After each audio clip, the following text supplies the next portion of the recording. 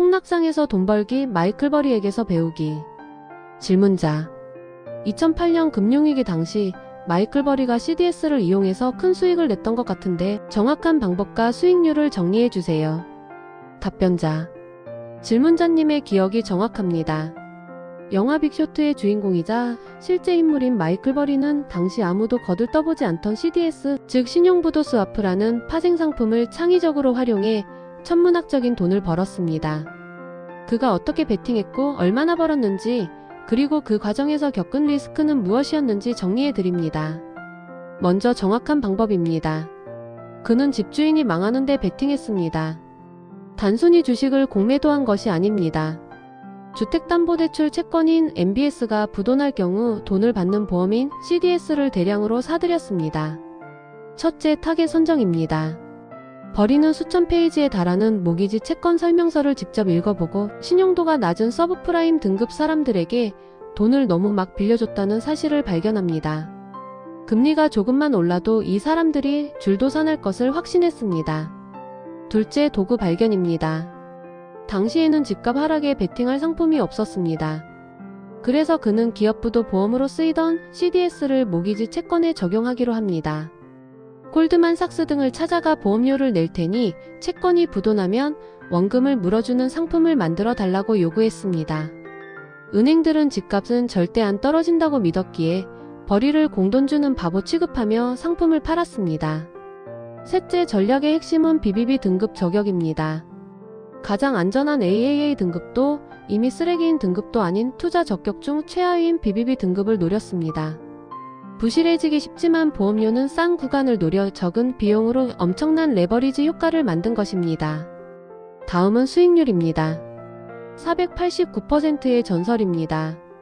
마이클 버리의 펀드는 2000년에서 2008년 동안 운영되었으며 누적 수익률은 수수료를 제하고도 489.34%였습니다. 같은 기간 S&P 500 수익률은 3% 미만이었습니다. 펀드 전체 수익은 약 7억 2,500만 달러, 하나 약 1조 원이었고 개인 수익만 약 1,300억 원에 달했습니다. 하지만 우리가 배워야 할 점은 그 과정의 고통입니다. 첫째, 피말리는 보험료 지출입니다. 버리는 2005년부터 예측했지만 위기는 2007년 말에 터졌습니다. 그 2년에서 3년 동안 그는 수익 없이 매달 거액의 보험료만 은행에 갖다 바쳤습니다. 둘째, 투자자들의 비난입니다. 집값이 오르는 동안 투자자들은 돈 돌려달라며 소송을 걸었습니다. 버리는 극심한 스트레스를 받았습니다. 셋째, 교훈입니다. 타이밍을 맞추는 건 신의 영역입니다. 버리의 논리는 완벽했지만 시기가 늦게 찾아와 파산 직전까지 갔습니다. 우리가 인버스에 몰빵하지 말고 국채 같은 안전자산을 섞어야 하는 이유입니다. 질문자. 마이클 버리 CDS에서 궁금한 점이 있습니다. 버리가 투자한 BBB 등급의 MBS를 소유하고 있어야 CDS를 발행할 수 있는 건가요? 아니면 이미 그 BBB 등급 MBS를 소유하고 있는 회사에 이런 CDS 상품을 설계하라고 요구한 건가요? 답변자. 결론부터 말씀드리면 마이클 버리는 그 쓰레기 같은 채권을 가지고 있을 필요가 없었습니다. 질문자님이 궁금해하신 두 가지 중 후자, 즉 상품을 설계해달라고 요구한 것이 정답입니다. 이 과정을 화재보험에 비유해 설명해 드리겠습니다. 일반적인 보험과 CDS의 결정적 차이입니다. 일반적인 화재보험은 내 집에 대해서만 들 수 있습니다. 남의 집에 불난다고 내가 돈을 받으면 범죄니까요. 하지만 CDS는 남의 집, 즉 남이 가진 채권에 화재보험을 들 수 있습니다. 심지어 집주인이 누군지 몰라도 저 채권이 망하면 나한테 돈 줘라는 계약이 가능합니다. 이를 네이키드 CDS라고 합니다. 마이클 버리의 실제 행동을 봅시다. 그는 BBB 등급 채권들이 곧 망할 것이라 확신했습니다. 하지만 매도 버튼이 없었죠. 그래서 월가 은행을 찾아갑니다. 내가 매달 보험료를 낼 테니 저 BBB 채권들이 부도나면 나한테 돈을 주는 보험 상품을 만들어줘라고 요구합니다. 은행원들은 속으로 비웃으며 공짜 돈이라고 생각해서 버리가 지목한 채권들을 대상으로 하는 CDS 계약서를 그 자리에서 새로 써줍니다. 버리는 채권은 없지만 채권이 망하면 돈을 받는 권리를 획득했고 은행은 매달 보험료를 받게 됩니다. 이것이 왜 대박 혹은 재앙이 되었을까요? 채권을 소유하지 않아도 보험을 들 수 있다는 점 때문에 실제 채권은 100억 원어치밖에 없는데 너도 나도 내기를 걸어서 판돈이 1조 원으로 불어나는 기이한 현상이 벌어졌습니다. 이를 합성 CDO라고 부릅니다. 서류상으로만 판돈을 키운 도박판이죠. 질문자: 좋은 설명이네요. 그럼 그 채권은 누가 가지고 있는 거죠?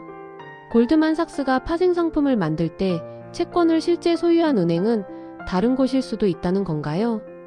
다른 은행이 채권 얼마나 가지고 있는지 어떻게 알죠? 답변자: 정확한 지적입니다. 실제 채권 주인은 따로 있는데 엉뚱한 사람들끼리 내기를 한 것입니다. 골드만삭스는 그 채권을 가지고 있을 필요가 없습니다. 실제 채권은 누가 가지고 있었을까요? 경기장의 선수들입니다. 연기금, 보험사, 해외중앙은행 등 안전, 지향 투자자들이 따박따박 이자가 나오는 안전한 상품이라고 믿고 샀습니다. 이들은 벌이가 자기네 채권 망하라고 저주를 퍼붓고 있다는 사실조차 몰랐습니다. 그렇다면 골드만삭스는 채권도 없으면서 어떻게 CDS를 팔았을까요?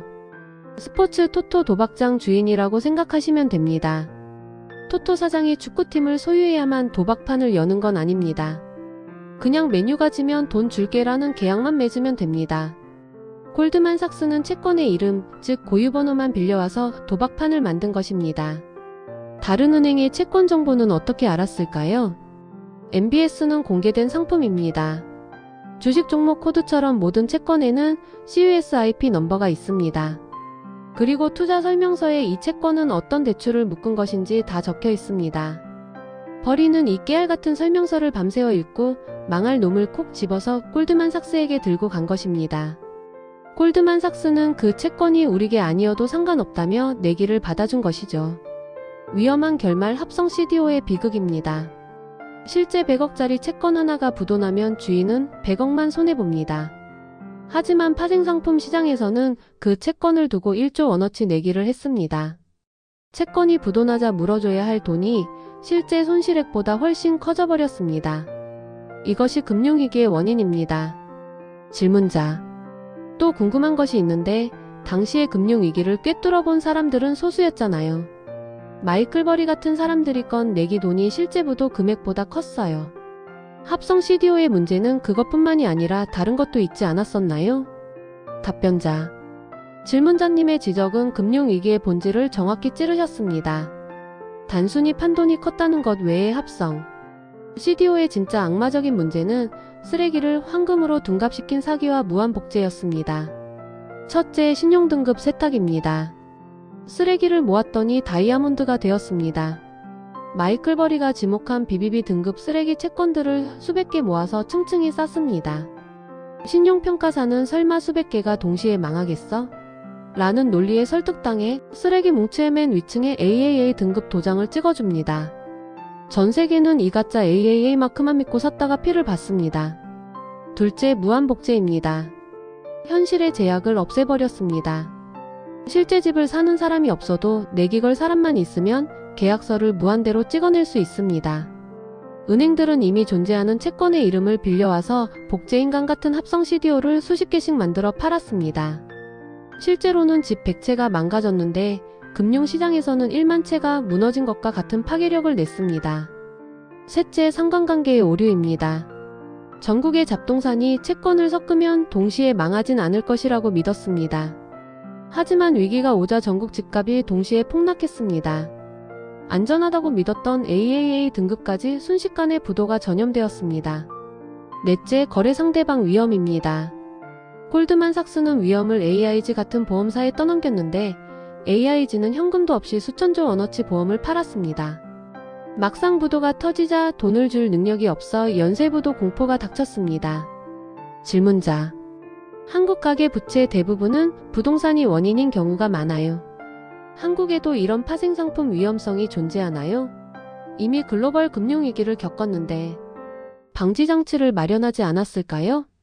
답변자: 질문자님 말씀대로 한국 금융당국도 바보는 아니기 때문에 미국식 합성 CDO 같은 복잡한 파생상품이 주택담보대출 시장에 직접 깔려있지는 않습니다. 하지만 한국은 풍선 효과처럼 규제를 피해 만들어진 한국형 뇌관이 존재합니다. 먼저 미국식 위기가 없는 이유입니다. 한국은 DSR 규제로 소득이 없으면 대출을 안 해주고 집을 포기해도 빚을 갚아야 하는 상환 청구권이 있어 구조가 건전한 편입니다. MBS 구조도 단순합니다. 그러나 존재하는 한국형 뇌관 세 가지가 있습니다. 첫째, 부동산 PF ABCP입니다. 한국판 서브프라임입니다. 건설사가 건물을 짓기도 전에 미래 수익을 담보로 돈을 빌려서 어음으로 팝니다. 건물 짓는 데는 3년 걸리는데 돈은 3개월짜리 단기 어음으로 돌려막습니다. 금리가 오르면 이자 폭탄이 터지고 건설사가 망하면 보증선 증권사가 물어줘야 합니다. 태영건설 사태가 그 예고편입니다. 둘째, 전세 제도입니다. 전 세계 유일무이한 사적 파생상품입니다. 집주인이 세입자에게 무이자로 거액을 빌려 집을 사는 갭투자 구조입니다. 금융기관을 통하지 않는 사적 대출이라 통계에도 잘 안 잡힙니다. 집값이 떨어지면 집주인은 돌려줄 돈이 없습니다. 미국의 서브프라임 사태와 유사합니다. 지금 HUG의 자본이 바닥날 정도로 터지고 있는 역전세난이 그 증거입니다. 셋째, ELS입니다. 한국인이 유독 좋아하는 파생상품입니다. 특정 지수가 폭락하면 원금이 손실되는 구조로 가계의 현금 흐름을 끊어버리고 소비를 위축시키는 주범이 됩니다. 결론적으로 형태만 다를 뿐 폭탄은 똑같습니다. 미국처럼 복잡한 수학 공식은 없지만 부동산 불패. 신화 하나만 믿고 만기가 짧은 돈을 빌려 장기 자산인 부동산에 몰빵한 구조는 2008년 위기 때와 소름 돋게 똑같습니다. 이것이 한국은행 총재가 금리를 쉽게 올리지 못하는 진짜 이유이기도 합니다.